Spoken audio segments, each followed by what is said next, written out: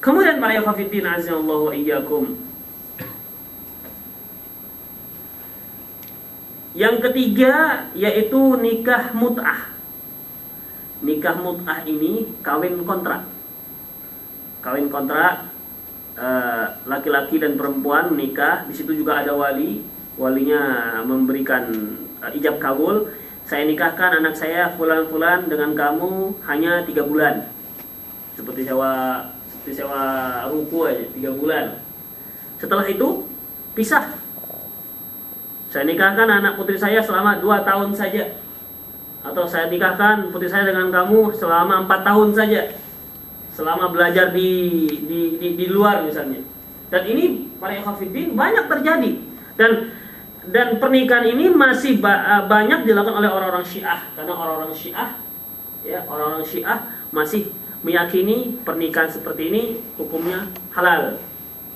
Makanya salah satu proyek Syiah yang laris di kalangan anak muda adanya nikah mut'ah ini, terutama di kalangan mahasiswa, ya, di mana mau nikah juga sepertinya kok belum sanggup bertanggung jawab, mau kumpul kebo juga sepertinya ya haram, maka mereka dapat solusi, diberi solusi orang-orang Syiah.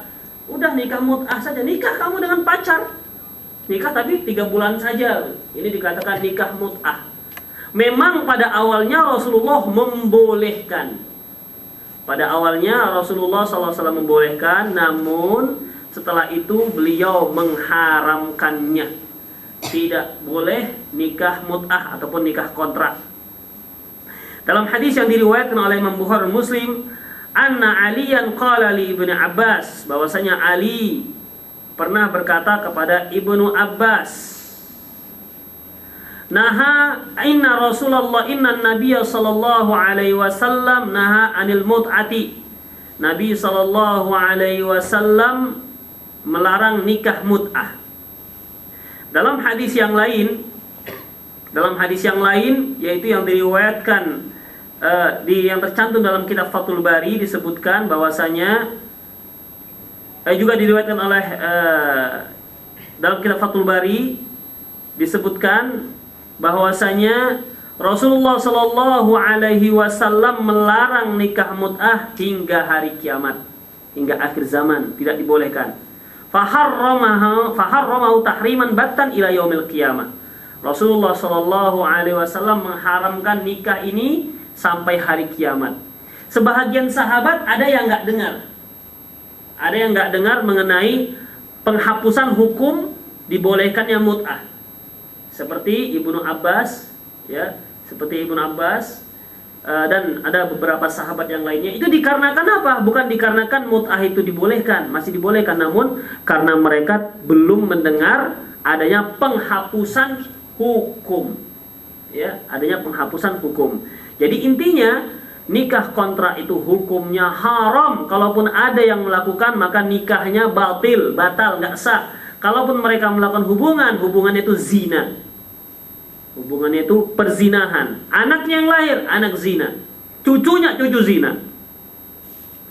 Kalaupun memang terus ada. Kemudian para ikhwatiddin azallahu wa iyyakum. Lantas bagaimana kalau seorang menikah namun niatnya akan mentalak istrinya? Ini banyak yang terjadi di kalangan orang-orang Arab yang mendapat tugas studi ataupun tugas ada hubungan bilateral antara pendidikan antara dua negara. Mereka datang ke Indonesia misalnya, sementara keluarganya di sana, datang kemari, kemudian nikahnya seperti ini. Dia menikah bukan nikah mut'ah dan juga bukan nikah normal seperti biasa, tapi nikahnya dia menikah nanti kalau dengan niat dalam hatinya ini, nanti kalau saya sudah selesai tugas saya cerai. Bagaimana hukum pernikahan seperti ini? Kalau mut'ah itu kan terang-terangan, ya, diketahui oleh si istri. Aku nikah dengan kamu 3 bulan tok, setelah itu kita pisah, jelas. Tapi ini enggak. Dia menikahi seorang wanita dengan niat nanti akan dia cerai. Apakah ini dibolehkan? Kenapa Pak Haram? Karena lihatnya juga jelek. Lihatnya kan jelek. Menurut dia itu nggak jelek. Karena kan ada batasan. Tidak ada tercantum dalam akad. Dan tidak ada yang tahu kecuali dia sendiri. Perhatikan ya.